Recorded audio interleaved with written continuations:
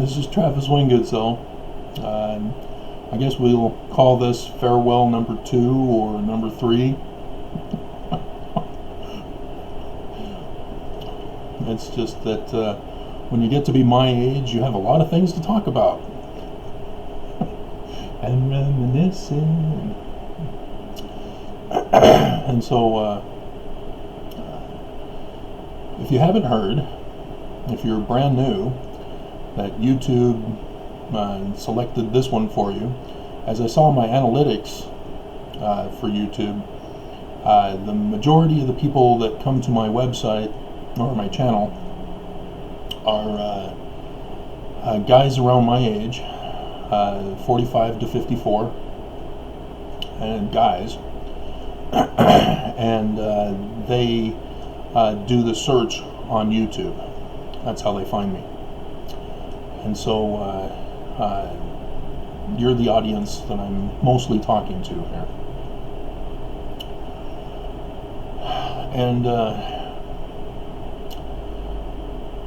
it's interesting that when we talk about crimes of an organization, even a religious organization, we don't necessarily think in terms of white-collar crime.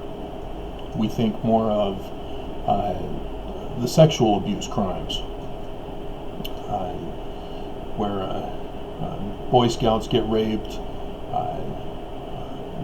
sister missionaries get raped by their mission presidents, sisters in the ward get raped by their bishop, etc., etc.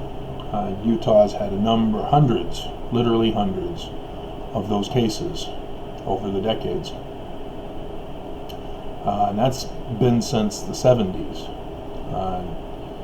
And there's the dark history of the church here in Salt Lake with Commerce Street. And we don't think of what a white-collar crime is, mostly because we're not white-collar workers. We're blue-collar workers, if anything. We have an office job, or we work in construction, or a warehouse, or an apprenticeship type job. And we're not really the ones who are in a business running an operation and trying to make money in the billions of dollars. And we don't stop and think, well, how did they get their billions of dollars? Were they able to do it honestly?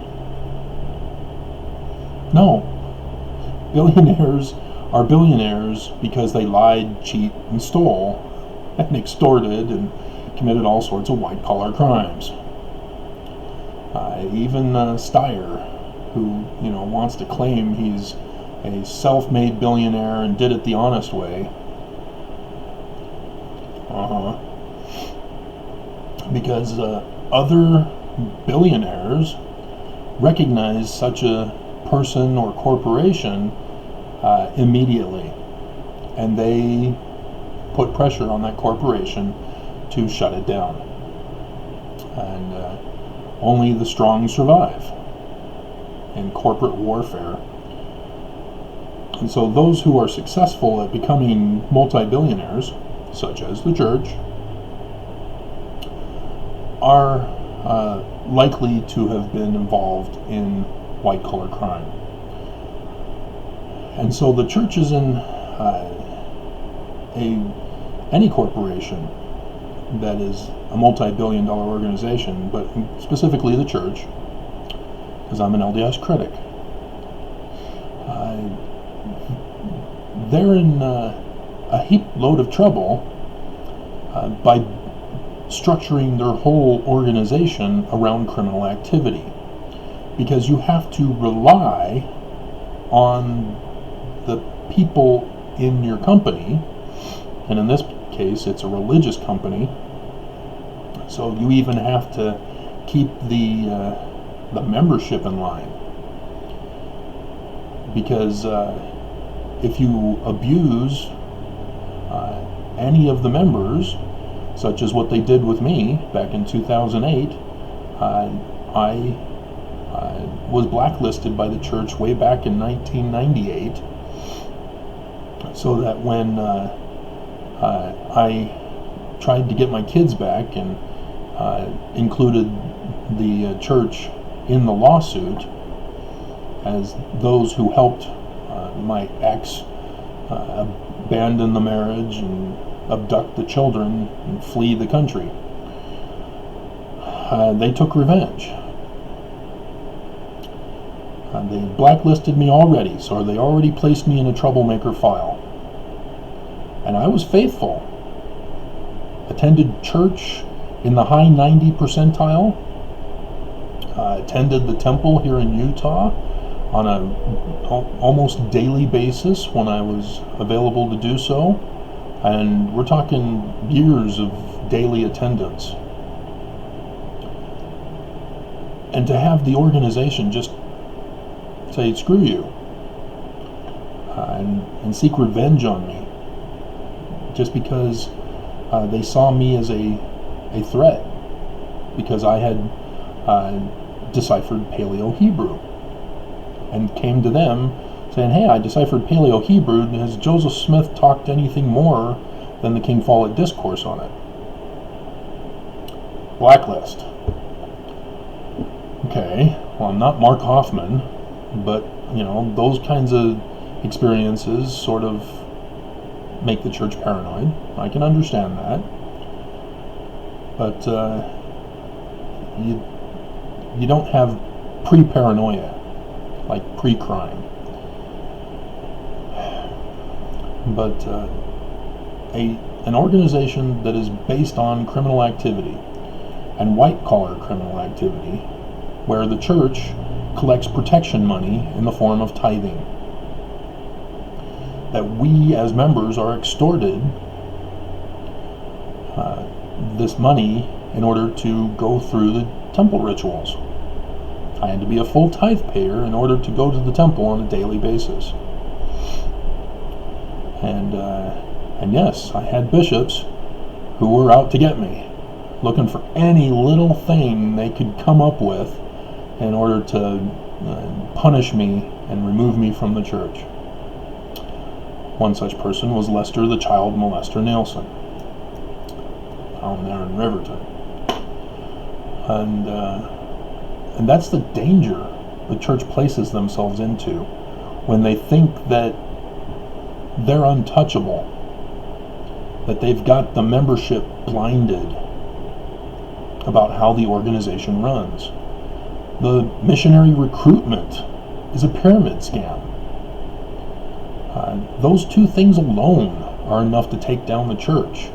We really don't need somebody who works at Ensign Peak Associates to rat out the church saying, hey, their articles of incorporation require them to pay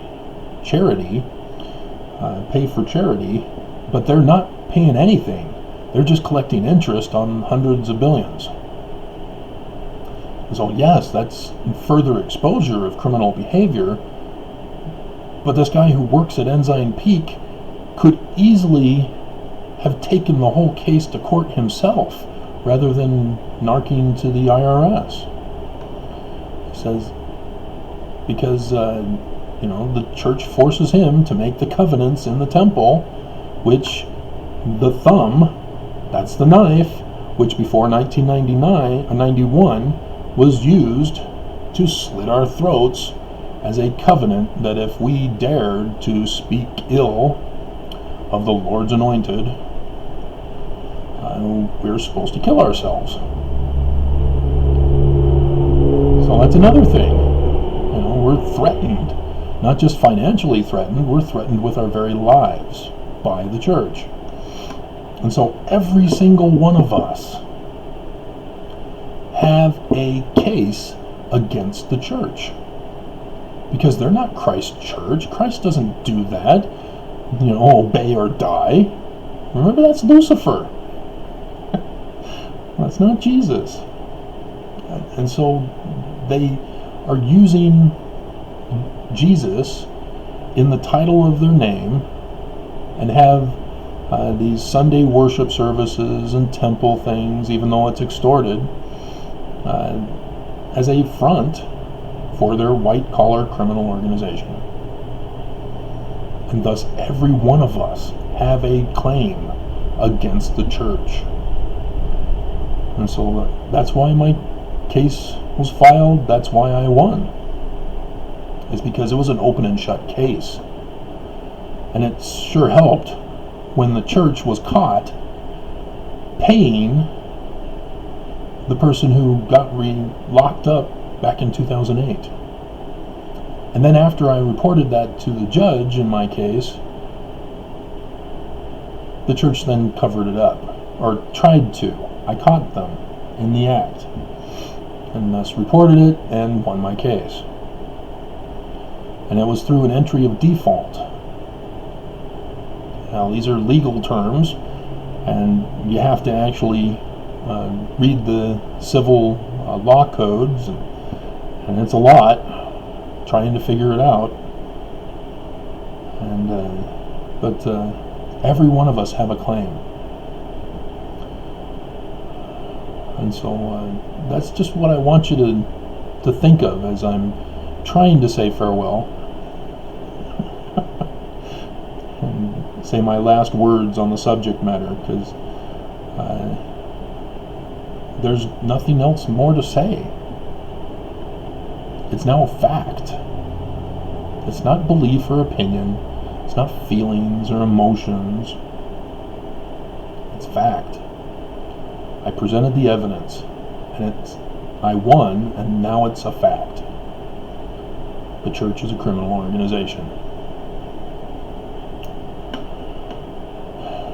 So, I know lots of you, well, a few of you now, that I have turned off the likes and dislikes so that you guys can't see them. But on the other channel, where that option was not available to me and couldn't find it if I knew if it was there, lots of thumbs down. But I am getting at least one or two on many of my videos here on this channel. But it's on you guys. You're Mormon. You know how the system works. You just have to learn what is a crime to recognize it.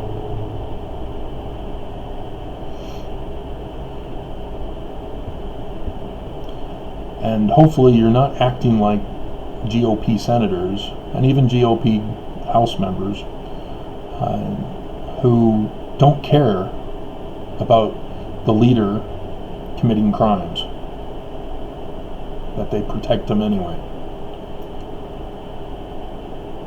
Because with religion, it's not about the man. It's about the religion.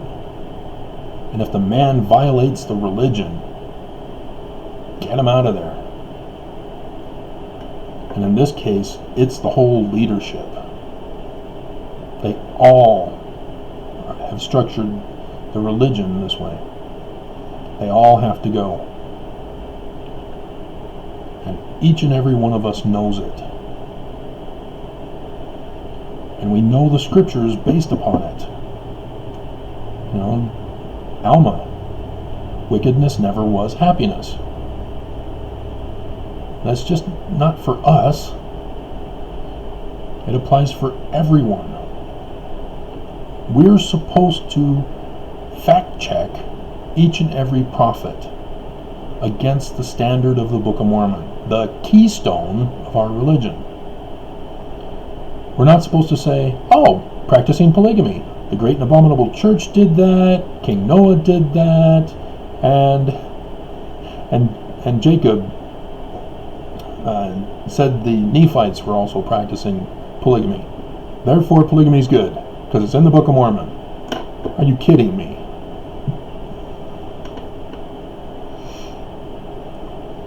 We know how to discern right from wrong, and if we don't, the Book of Mormon helps us. Murder is bad.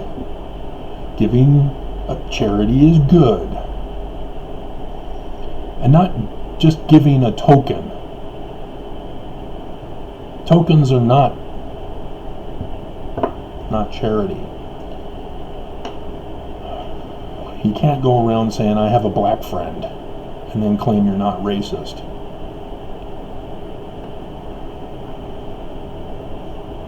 Because by our fruits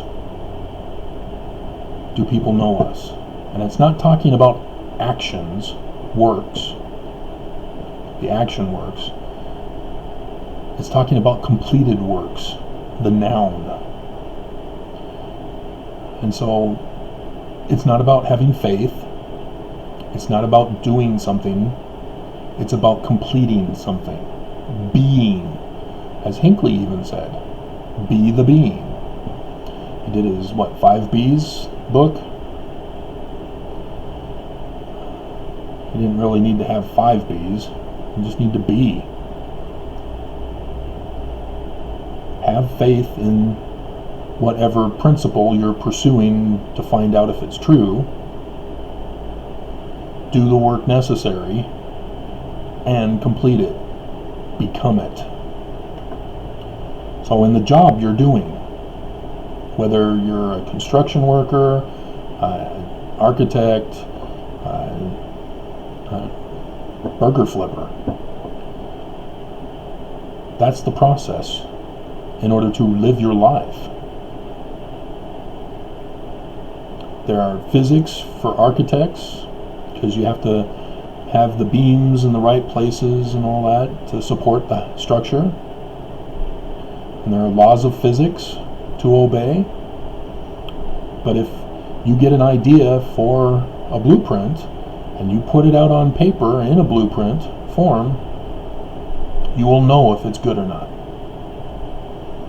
And then the construction workers, they know if the blueprint is good by finishing it, completing the house.